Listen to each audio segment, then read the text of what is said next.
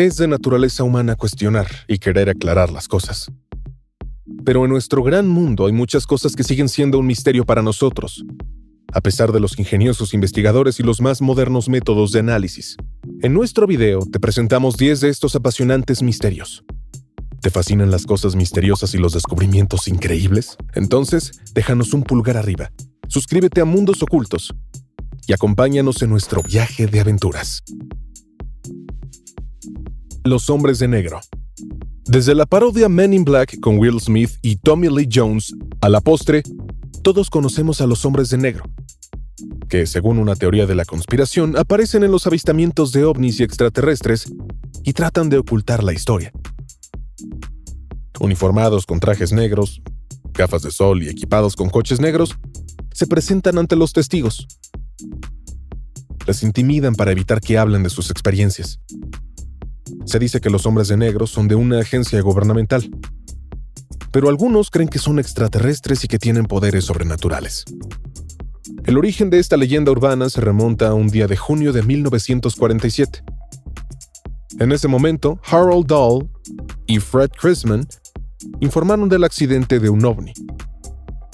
Más tarde, un hombre de negro había ordenado a Harold Dahl que guardara silencio sobre el incidente bajo vagas amenazas.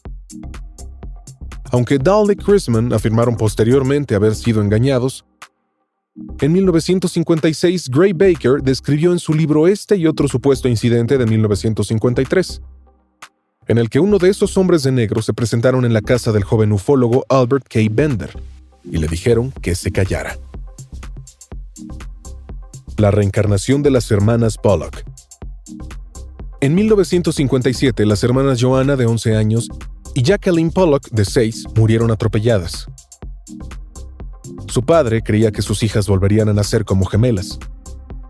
De hecho, volvió a ser padre en 1958, esta vez de 2 gemelas, Gillian y Jennifer. Incluso al nacer, había un indicio de que la esperanza de reencarnación del padre podría haberse hecho realidad. Jennifer tenía 2 marcas de nacimiento. Ambos estaban en lugares donde la fallecida Jacqueline tenía una marca y una cicatriz. Más tarde, se reveló que las chicas tenían conocimiento de los hermanos fallecidos. A los 3 años, los niños preguntaron por los juguetes que habían pertenecido a sus hermanas mayores, que habían sido guardados tras su muerte. Gillian pidió las cosas de Joanna y Jennifer las de Jacqueline. También conocía el antiguo lugar de residencia de la familia, y sabían, por ejemplo, que la cicatriz que tenía Jacqueline en la frente se había producido al caerse sobre un cubo. También tenían miedo de los coches. Las niñas se parecían a las hermanas mayores en su físico, aunque eran gemelas idénticas. Tenían los mismos intereses que las mayores. Y Gillian cuidaba de Jennifer como la mayor Joanna había hecho con la menor Jacqueline. El manuscrito Voynich. En 1912, el librero Wilfrid Michael Voynich compró este libro, cuyo misterio sigue sin resolverse. Se ha establecido mediante datación por radiocarbono que data del siglo XV. Sin embargo, se desconoce su autor y contenido. En el estilo de los escritos medievales con ricas ilustraciones, fue obviamente escrito en código sobre pergamino en una lengua que aún no ha sido identificada. El egiptólogo alemán Rainer Hennig, que analizó los intentos de descifrar el libro, llegó a la conclusión de que el manuscrito Voynich debía estar escrito en una lengua semítica. Mientras tanto, ha conseguido traducir palabras y frases sueltas. Cree que la traducción completa podría llevar años. Esto se debe a que requiere conocimientos no solo de criptología y lenguaje medieval, sino también de los temas que aparentemente trata el manuscrito Voynich. Según un análisis de los dibujos, trata de astronomía, botánica y farmacia, entre otras cosas. ¿Quién era D.B. Cooper? El 24 de noviembre de 1971, un hombre que decía ser Dan Cooper subió a un avión de pasajeros en Portland, Estados Unidos. Poco después del despegue, hizo saber a una azafata que llevaba una bomba y le hizo varias peticiones. El avión aterrizó en Seattle, donde se entregó el rescate, valorado en $1.25 millones y 4 paracaídas. A continuación, se permitió a los pasajeros desembarcar y el avión despegó hacia Ciudad de México. En algún momento el secuestrador se dio a la fuga y no ha sido encontrado hasta el día de hoy. En 1980 se descubrió parte del dinero del rescate cuando un niño cavó un agujero para una chimenea en un banco de arena de un río. Todavía estaba embalado como se había entregado, y los análisis sugieren que entró en el agua meses después del secuestro. Por lo demás, no ha aparecido nada del dinero, y probablemente nunca se gastó. Por lo tanto, es posible que el secuestrador no haya sobrevivido a su caída en el difícil terreno y en el frío. Sin embargo, el caso aún no está cerrado, y siempre hay nuevos análisis para resolver el misterio de la identidad de D.B. Cooper, después de todo. El monumento de Stonehenge. En el año 3100 a.C., la humanidad aún vivía en la Edad de Piedra. Sin embargo, lograron construir el complejo de Stonehenge. Consta de murallas de tierra y 80 megalitos, de hasta 7 metros de altura, que pesan entre 4 y 20 toneladas cada uno. Originalmente, el círculo de piedra se cerraba con piedras de cabecera, de las que hoy solo quedan unas pocas. Las piedras fueron traídas desde distancias de 25 a 200 kilómetros. El monumento estuvo a punto de ser llevado a América durante la Primera Guerra Mundial. Pero la decisión espontánea de Cecil Chop de comprar el lugar como regalo para su esposa salvó a Stonehenge de esto.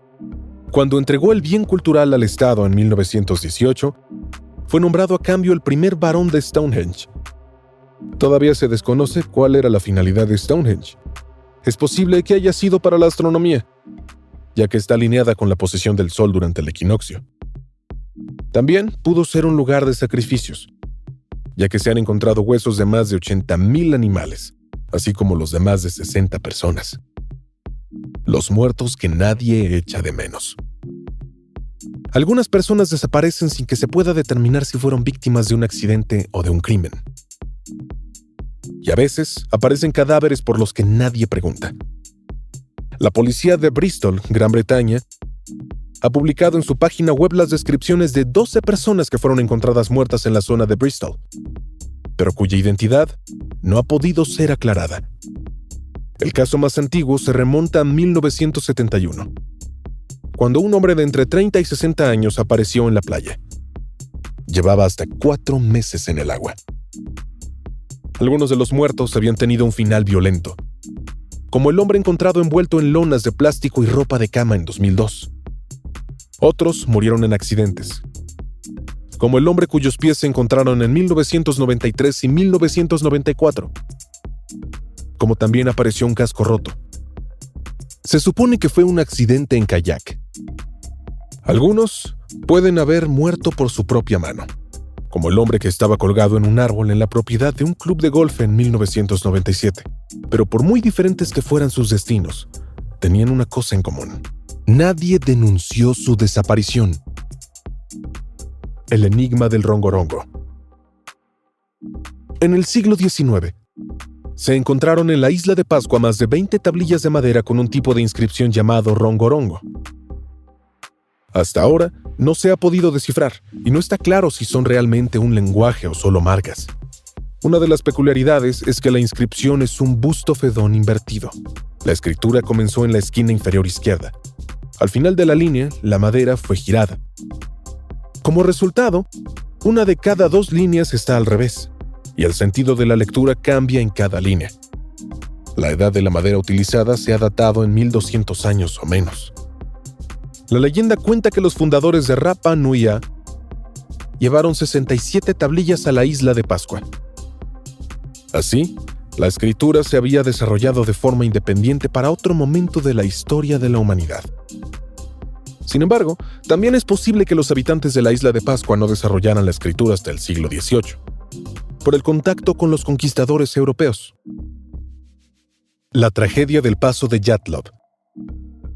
En febrero de 1959, 9 estudiantes rusos perdieron la vida en los montes Urales en circunstancias inexplicables. Eran excursiones experimentadas y estaban en un viaje de esquí y escalada. Sus cuerpos fueron encontrados a unos cientos de metros del campamento, que aparentemente habían abandonado a toda prisa. La tienda había sido abierta por dentro y habían dejado su equipo, incluyendo ropa y zapatos. 3 personas murieron por heridas en el pecho y el cráneo. como las que sufren en un accidente de tráfico. Los demás murieron de hipotermia. Los 2 que llevaban menos ropa fueron encontrados cerca de una hoguera, mientras que los 3 que iban mejor vestidos intentaron volver al campamento. Probablemente fueron a buscar sacos de dormir, pero luego se desplomaron, agotados. Las 4 personas que tenían zapatos probablemente trataron de encontrar un lugar protegido, pero se metieron en un agujero de nieve y cayeron en un arroyo. Solo fueron encontrados allí 2 meses después, bajo 4 metros de nieve, y con extrañas heridas. A los 2 les faltaban los ojos, a uno la lengua y a otro las cejas.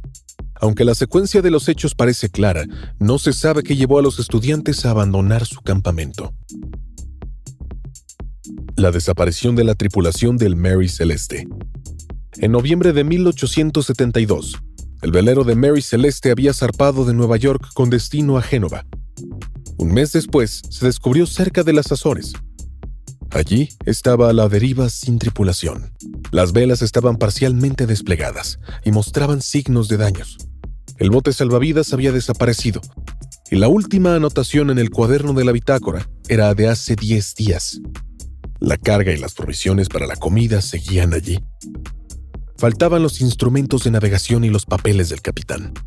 Había 1,1 metros de agua en la bodega, aunque no es una cantidad preocupante. Incluso en un estado maltrecho, el barco habría sido más sobrevivible que el bote salvavidas. Los camarotes estaban húmedos por la entrada de agua. En un examen posterior se encontraron manchas que se cree que son de sangre y muescas de golpes de hacha. Entonces, se especuló mucho sobre lo que podría haber ocurrido con el Mary Celeste. Y el capitán que rescató a Mary Celeste fue acusado por haberse apropiado del barco. Sin embargo, al final el suceso quedó sin explicación, al igual que el paradero de la tripulación.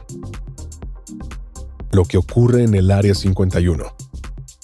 El Área 51 es el nombre de una base de las Fuerzas Aéreas estadounidenses situada en el desierto de Nevada.